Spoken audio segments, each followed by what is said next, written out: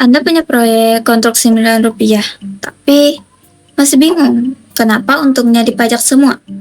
Sini-sini kita kasih tahu gimana sih cara menghitung pajak konstruksi.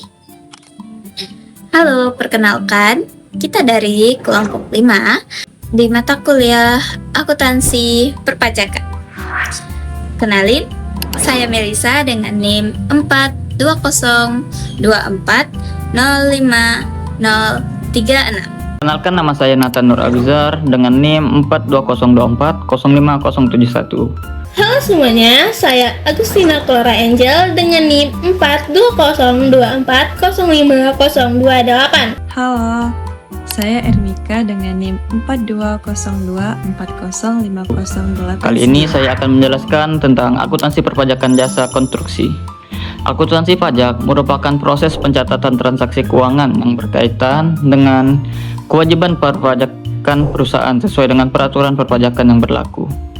Akuntansi perpajakan jasa konstruksi adalah proses mencatat, menggolongkan, menghitung, menyetor, dan melaporkan transaksi perpajakan yang timbul dari kegiatan usaha jasa konstruksi sesuai dengan peraturan perpajakan yang berlaku. Dengan kata lain, akuntansi perpajakan bertujuan agar seluruh transaksi perusahaan konstruksi tidak hanya dicatat sesuai standar akuntansi, tetapi juga memenuhi ketentuan perpajakan sehingga kewajiban pajak perusahaan dapat dihitung dan dilaporkan secara benar.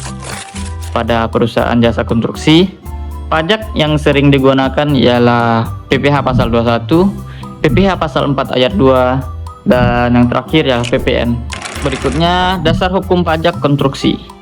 PPh final jasa konstruksi memiliki dasar hukum yang menjadi pedoman pelaksanaan, yaitu yang pertama, Undang-Undang Nomor 36 Tahun 2008 tentang Pajak Penghasilan. Yang kedua, Undang-Undang Nomor 2 Tahun 2007 tentang Jasa Konstruksi. Dan yang terakhir ialah Peraturan Pemerintah Nomor 9 Tahun 2002 yang mengatur tarif terbaru PPh final jasa konstruksi. Peran ini mengatur siapa yang dikenakan pajak, berapa tarifnya, dan bagaimana mekanisme pembayaran serta pelaporannya. Saya akan membahas 3 jenis pajak yang perlu kita ketahui dalam jasa konstruksi. Yang pertama adalah PPh final pasal 4 ayat 2. Pajak ini disebut final karena setelah dibayar atau dipotong tidak bisa dihitung lagi dalam PPh tahunan. Yang kedua ada PPN, pajak pertambahan nilai.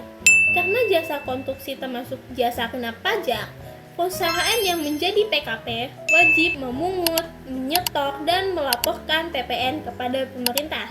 Yang ketiga, ada PPh final pasal 21.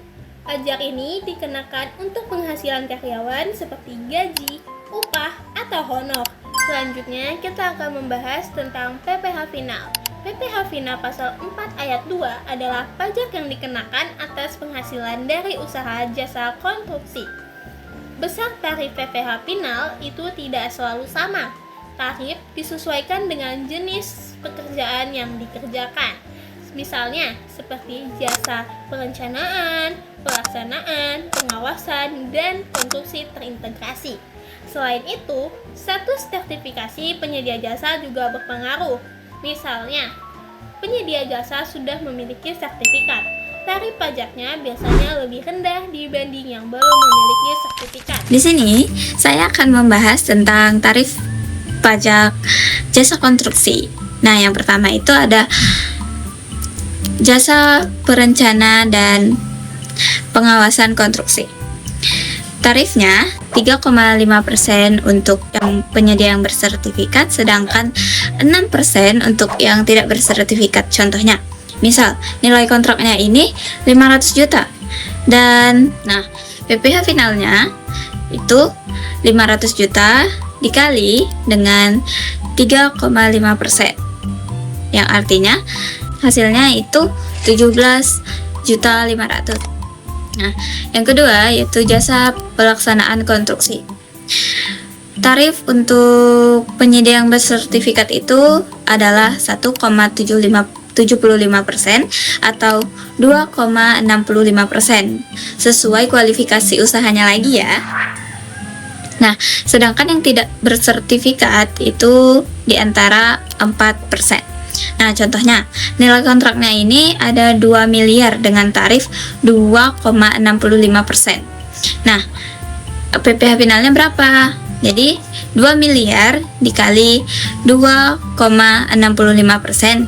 Jadinya tarif yang harus dibayarkan, pajak yang harus dibayarkan itu senilai 53 juta. Yang terakhir yaitu ada pekerja jasa konstruksi terintegrasi seperti proyek EPC atau desain dan building. Nah, tarifnya itu di 2,65% untuk yang bersertifikat, sedangkan yang tidak bersertifikat itu ada di 4%. Contohnya, nilai kontraknya ini 8 miliar.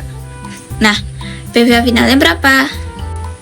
Nah, untuk mencari PPh finalnya itu nilai konstruksi dikalikan dengan tarif. Semua rumusnya sama ya. Nah, jadi 8 miliar itu dikali dengan 2,65%. Hasilnya, jadi pajak yang harus dibayarkan senilai 212 juta rupiah. Nah, di pajak jasa konstruksi ini, PPN-nya itu tidak dihitung langsung ya, melainkan dipisah. Jadi kesimpulannya, semakin baik kualifikasi dan sertifikasi penyedia jasa, maka tarif PPh final yang dikenakan akan semakin rendah. Pada slide ini, saya akan menjelaskan mengenai mekanisme pembayaran dan pelaporan PPh final atas jasa konstruksi. Mekanisme ini dibedakan menjadi dua kondisi, yaitu ketika pengguna jasa bertindak sebagai pemotong pajak dan ketika penyedia jasa melakukan penyetoran sendiri. Yang pertama, jika pengguna jasa sebagai pemotong. Pada saat melakukan pembayaran atau ketika pajak terutang, pengguna jasa akan memotong PPh final sesuai ketentuan yang berlaku.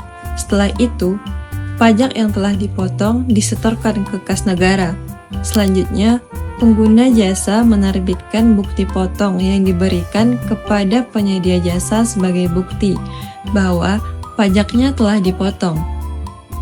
Terakhir, seluruh pemotong tersebut dilaporkan melalui SPT massa sesuai dengan batas waktu yang telah ditentukan.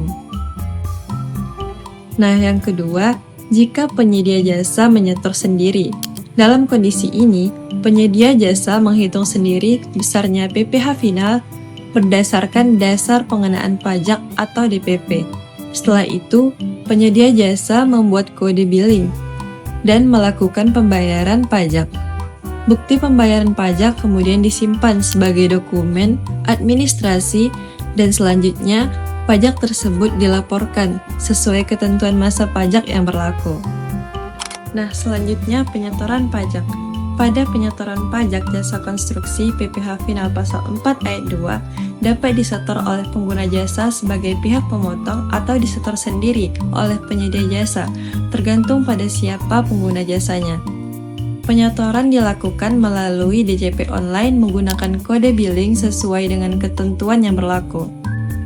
Pertama, apabila pajak dipotong oleh pengguna jasa, hal ini berlaku jika pengguna jasa merupakan badan pemerintah, badan usaha, atau bentuk usaha tetap.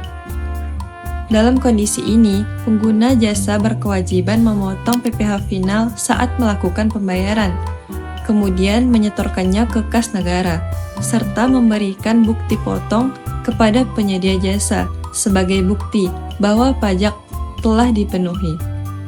Nah, kedua, apabila pajak disetor sendiri oleh penyedia jasa, kondisi ini terjadi apabila pengguna jasa adalah orang pribadi yang bukan merupakan pemotong pajak. Dalam hal ini, penyedia jasa harus menghitung pajaknya sendiri, membuat kode billing, kemudian melakukan penyetoran sesuai batas waktu yang telah ditentukan. Jadi, inti dari mekanisme penyetoran pajak ini adalah pajak yang melakukan penyetoran bergantung pada status pengguna jasa. Jika pengguna jasa merupakan pemotong pajak, maka mereka yang menyetor.